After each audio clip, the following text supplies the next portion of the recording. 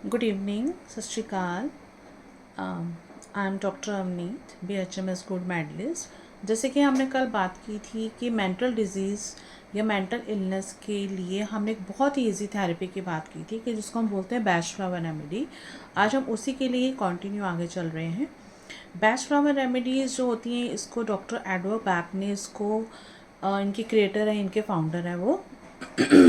And secondly bash flower remedy, जैसे मैंने बोला था, ये जो थेरेपीज़ होती हैं बहुत इजी टू यूज़ होती हैं। तो इसके लिए सबसे पहले मैं बताना चाहूँगी कि किस फॉर्म में आती है और हम इसको कैसे यूज़ कर सकते हैं।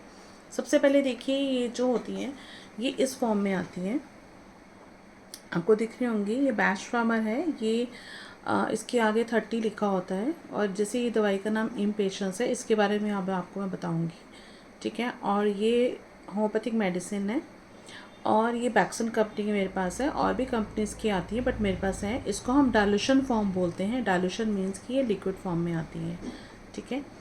तो ये जो मेडिसिन्स होती हैं इसके बारे में बताना चाहूँगी कि इसको हम लेते कैसे हैं। इसको लेना ही बहुत आसान होता है। जैसे कि डाइल्यूशन फॉर्म में है, मतलब लिक्विड फॉर्म में है, तो हम इसको जो नॉर्मल वाटर होता है या डिस्टिल वाटर होता है या फ़िल्टर वाटर होता है, उसको हम लेते हैं। और इसमें से हम ये जो मैंने आपको मेडिसिन अभी दिखाई थी, इसमें से हम 4 to 5 ड्रॉप्स 1 टाइम हम इसको ले सकते हैं। और इसको हम दिन में 3 से 4 बार ही ले सकते हैं और इसका कोई साइड इफ़ेक्ट नहीं होता है। और सेकेंडली, इसको हम लॉन्ग टाइम के लिए भी ले सकते हैं, और इसको हम जब छोड़ना चाहें, जब हमारी प्रॉब्लम ठीक हो जाती है, तो इसको हम छोड़ सकते हैं। और इसको छोड़ने के बाद हमें इसकी हैबिट नहीं पड़ती। एंड थर्डली, ये बहुत इकोनॉमिकली होती है, बहुत ही रिजनेबल रेट में आपको अवेलेबल होती है मार्केट में ये।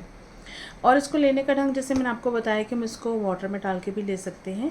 और हम इसको बहुत से और भी तरीके हैं, जैसे कि हमें ये पता है कि जो कोई भी मेंटल डिजीज़ जो होती है, उसके बाद अगर हम मेंटल डिजीज़ को नहीं ठीक करते, सपोज़ किसी को मेंटल स्ट्रेस है, अगर उसके पास अपने स्ट्रेस को बताने वाला कोई भी नहीं है, तो धीरे धीरे उसकी जो मेंटल स्ट्रेस की कन्वर्जन या उसकी लैक ऑफ स्लीप में भी हो सकती है, या उसके हेडेक में भी हो सकती है, या चिड़चिड़ेपन में भी हो सकती है।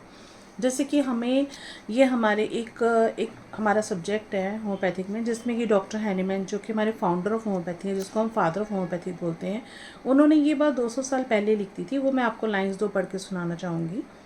अवर master doctor Hahnemann wrote in aphorism 224, The cases are not rare in which a corporeal disease is produced by prolonged emotional disturbance।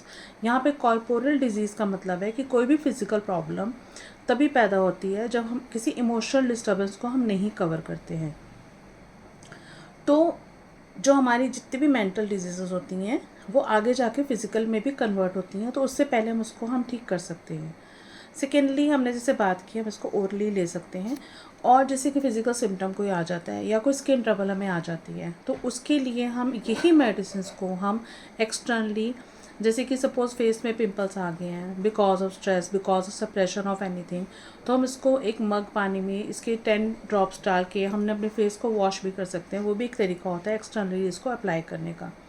Thirdly, इसको हम स्प्रे भी कर सकते हैं। सपोज़ कि हमें अगर कोई रूम में कोई प्रॉब्लम फ़ील हो रही है, जैसे कि रूम में आने सफोकेशन फ़ील हो रही है या हमें नहीं अच्छा लगता, हम दवाई भी नहीं लेना चाहते, ऐसा कोई पेशेंट आता है जो दवाई नहीं लेना चाह रहा है या नहीं ले सकता किसी कारण, तो हम उसको रूम में हम स्प्रे भी कर सकते हैं। तो आज मैंने आपको सिर्फ वे ऑफ टेकिंग बताया इसका कि कैसे हम ले सकते हैं।